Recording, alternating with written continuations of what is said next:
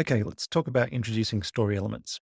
Every story features people, things, places, and events in one way or another. By people, we really mean characters, so not necessarily human.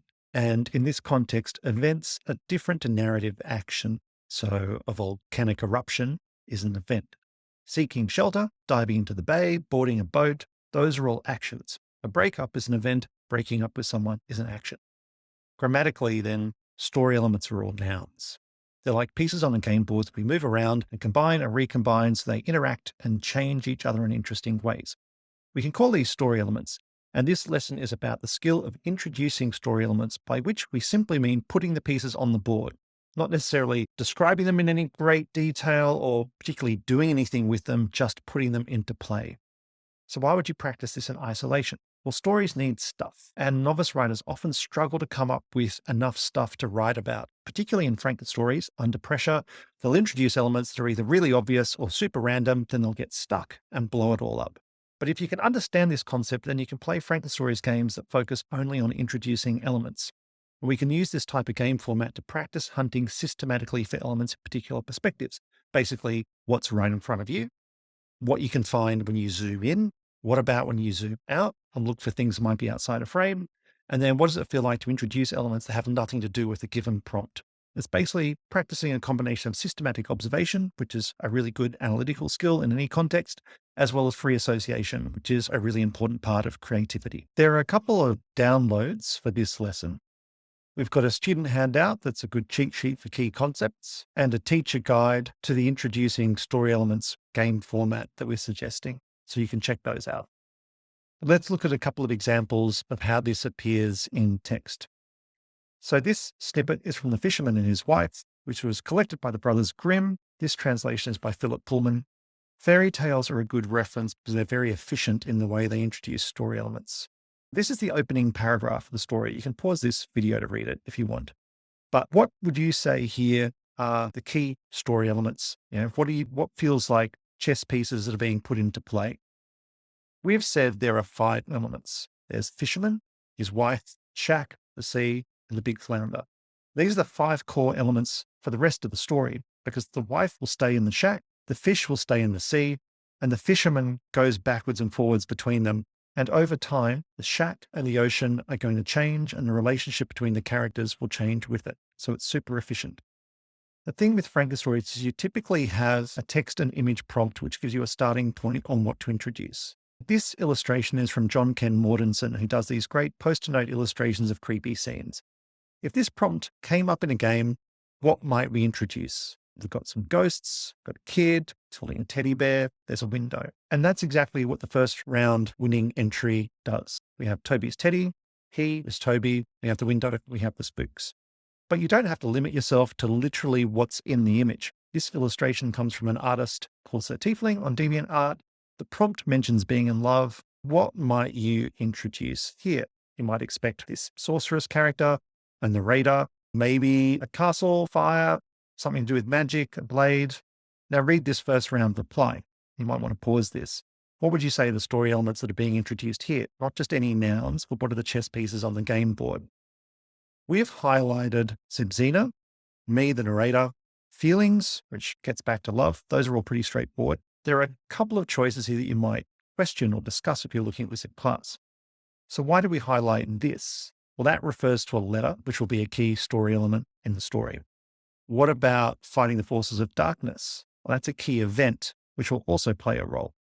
Well, why didn't we highlight demons, elves, and undead wizards, those other list items? Why don't we say they are introduced as story elements here? It's a good question. And the answer is basically contextual, like none are especially significant or will appear again.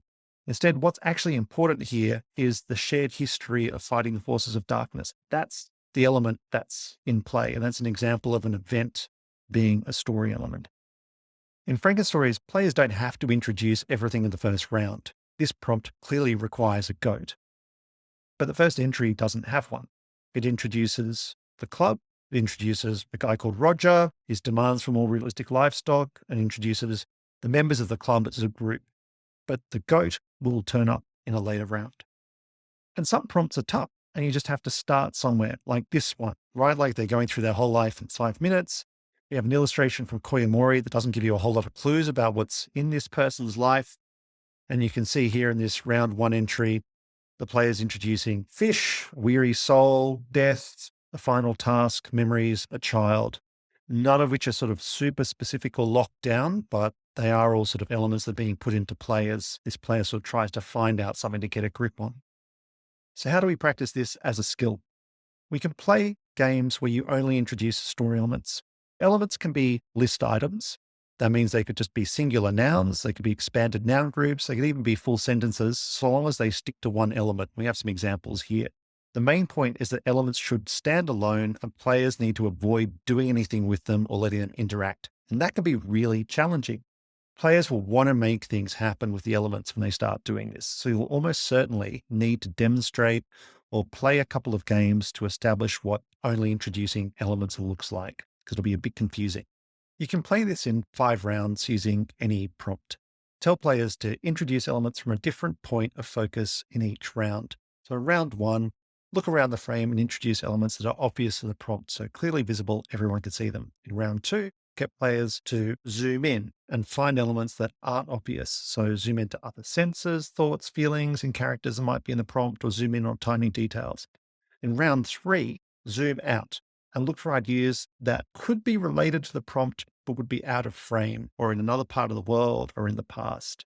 Then in round 5, break all of that and go for elements that are completely unrelated to the prompt and try and be as anachronistic, as jarring and unsuitable as possible.